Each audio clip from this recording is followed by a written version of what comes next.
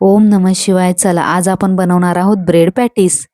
त्यासाठी आपण एका मिक्सरच्या भांड्यामध्ये कोथिंबीर, पुदिना, आलं, लसूण व चवीनुसार मीठ घालून आपण त्याची हिरवी चटणी तयार करून घेणार आहोत. नंतर एका बाउलमध्ये आपण 4 चमचे बेसन पीठ, त्यामध्ये हळद, मीठ व चवीनुसार ओवा घालणार आहोत. पण ओवा हा हातावर छान चोळून घालायचा आहे, म्हणजे त्याची चव व्यवस्थित पिठामध्ये उतरते.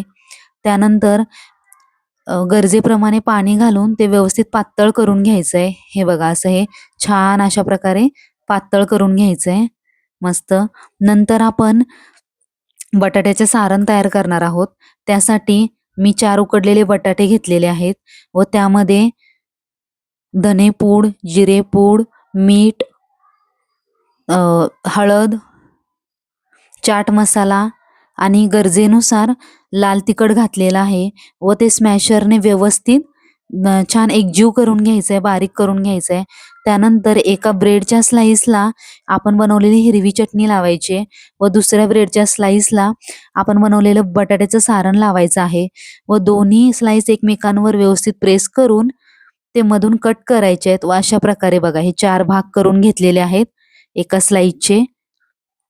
त्याचप्रमाणे नंतर त्या स्लाइस आपण बेसन पिठामध्ये व्यवस्थित बुडवून घ्यायच्या आहेत व गरम तेलामध्ये खमंग तळायच्या आहेत.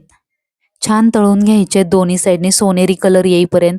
चला तर आपले ब्रेड पॅटीस तयार झाले. कसे झाले कमेंटमध्ये नक्की कळवा. धन्यवाद.